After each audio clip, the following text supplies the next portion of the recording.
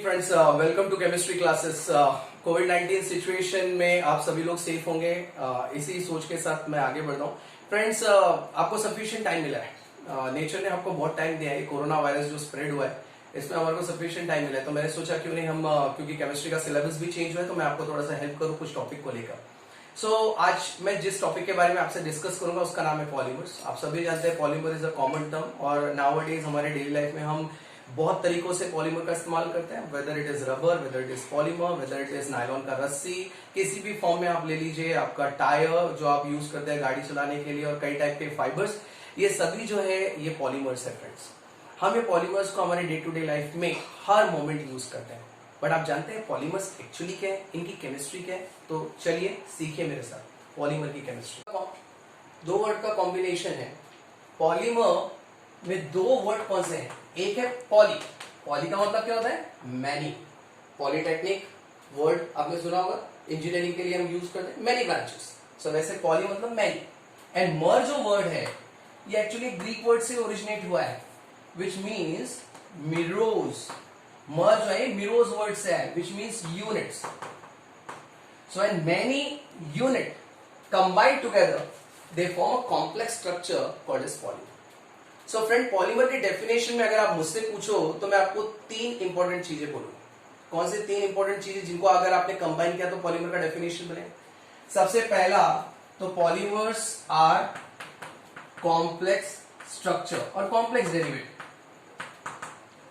दूसरा इंपॉर्टेंट चीज, they are high molecular weight substance. अब ऑब्वियस है कई सारी चीजों को आप मिलाएंगे तो जो डेरिवेटिव तैयार होगा, जो सब्सटेंस तैयार होगा वो हाई मॉलिक्यूलर वेट सब्सटेंस होगा। और तीसरा इंपॉर्टेंट चीज, they are made up of large number of monomer units.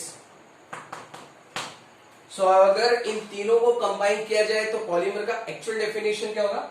Polymer can be any chemical compound, any chemical substance, any derivative having a complex structure, high molecular weight substance and made up of large number of monomer units. So ये तीन important चीज है, इनका complex structure होगा, इनका molecular weight बहुत ज्यादा होगा, और तीसरी इंपॉर्टेंट चीज इसमें large number of monomer units को कंबाइन करेंगे तब पॉलीमर का स्ट्रक्चर तैयार होगा। फ्रेंड्स, पॉलीमर को हम केमिकल्स से बनाते हैं। अब ये केमिकल्स नेचुरल भी हो सकते हैं और सिंथेटिक ओरिजिन, मतलब इंडस्ट्री के अंदर भी पॉलीमर्स को बनाया जाता है। अलग अलग टाइप के पॉलीमर वो हम क्लासिफिकेशन में पढ़ेंगे, लेकिन on the basis of composition polymers को एक्चुअली दो कैटेगरी में डिवाइड किया है। कौन सी दो कैटेगरी है? पहला नाम है होमोपॉलीमर और दूसरा नाम है हेटेरोपॉलीमर। मेरे ख्याल से आप सभी इन दो वर्ड का मतलब जानते हैं। केमिस्ट्री बायोलॉजी कई जगह आपने होमो वर्ड का मतलब सुना होगा। होमो का मतलब होता है सिमिलर, सेम, एक जैसे, एंड हेटेरो मतलब डिफरेंट। हेटेरोपॉलीमर को हम कोपॉलीमर भी कह सकते हैं। ये को वर्ड आपने कहा यूज किया? Company, collaboration, cooperation. जब कोई चीज मिलके की जाती है तो we use the word copolymer. So जब दो अलग अलग केमिकल को मिला के हम पॉलीमर बनाएंगे, those are called copolymer. So basic difference क्या है? नाम से पता चलता है। Homopolymer are those polymer derivatives which are again having a complex structure, high molecular weight substance, but they are made up of large number of similar monomer units combined together either in a chain form or in a cross linkage form. Network के form में भी combine हो सकते हैं। जैसे मकड़ी का जाल होता है, स्पाइडर का वेब, उसके फॉर्म में भी कई बार मोनोमर यूनिट्स आपस में कंबाइन होते हैं। बेकेलाइट एक ऐसा स्ट्रक्चर है, एक टाइप का प्लास्टिक है जो हम इलेक्ट्रिक स्विच बोर्ड में यूज करते हैं। वो जो है वो क्रॉस लिंक पॉलीमर है। सो जब पॉलीमर में सेम टाइप के केमिकल यूनिट्स कंबाइन होंगे, लार्ज नंबर ऑफ यूनिट्स, तो then it is called homopolymer. इसका एग्जाम्पल कौन सा है? बहुत सारे एग्जाम्पल, जैसे पॉलीथिलीन और you can say polythene. Ethylene या आप इथिन भी बोल सकते हैं। Then polypropylene, then polystyrene. नाम में पता चलता है। पॉली कौन सा यूनिट? इथिलीन। पॉली कौन सा यूनिट? प्रोपिलीन। पॉली कौन सा यूनिट? स्टाइरीन। सो जब ये केमिकल सब्सटेंस, ये मोनोमर यूनिट एक चेन के फॉर्म में या ब्रांचेस के फॉर्म में लार्ज नंबर ऑफ यूनिट्स एक साथ कंबाइन होंगे, हाई मॉलिक्यूलर वेट डेरिवेटिव तैयार करेंगे, इस टाइप के पॉलीमर को जिसमें सेम सिमिलर यूनिट्स होंगे उनको हम होमोपॉलीमर्स बोलेंगे। हेट्रोपॉलीमर्स क्या होंगे? जहां पे अलग अलग केमिकल्स कंबाइन होंगे, और जब दो अलग अलग टाइप के केमिकल्स आपस में कंबाइन होंगे तो क्या तैयार होगा? लिंकेज। इसमें अलग अलग कैटेगरी आती है, जैसे पॉलीईस्टर, जैसे पॉलीअमाइड। पॉलीईस्टर का एग्जांपल है फ्रेंड्स स्टेरिलीन, पॉलीअमाइड का एग्जांपल है फ्रेंड्स नायलॉन। ये आपने सुने होंगे दोनों फंक्शनल ग्रुप ऑर्गेनिक केमिस्ट्री।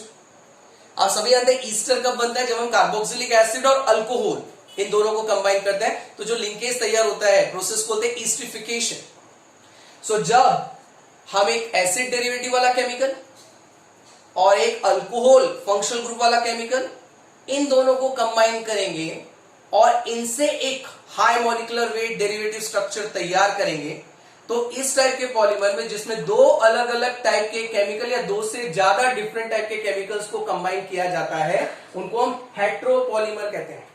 सो यहाँ पे नाम से ही पता चलता है ईस्टर कब बना होगा। यहाँ पे दो डेरिवेटिव कंबाइन किए होंगे, एक होगा एसिड वाला डेरिवेटिव और एक होगा अल्कोहल वाला डेरिवेटिव, क्योंकि acid plus alcohol form Easter.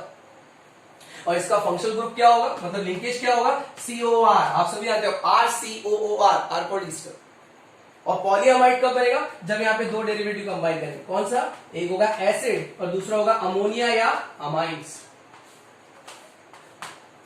सो जब आप दो अलग अलग सब्सटेंस, दो अलग अलग नेचर के केमिकल्स को कंबाइन कर रहे हैं, तब पॉलीमर को क्या बोलेंगे हम? Heteropolymers. So on the basis of composition polymers are of two type, homopolymer and heteropolymers. ये इनके एग्जांपल पॉलीथीन, पॉलीप्रोपिलीन, पॉलीस्टाइरीन, ये इनके example polyester, terylene, polyamide, nylon. आगे की क्लास में हम पढ़ेंगे अबाउट क्लासिफिकेशन ऑफ पॉलीमर्स।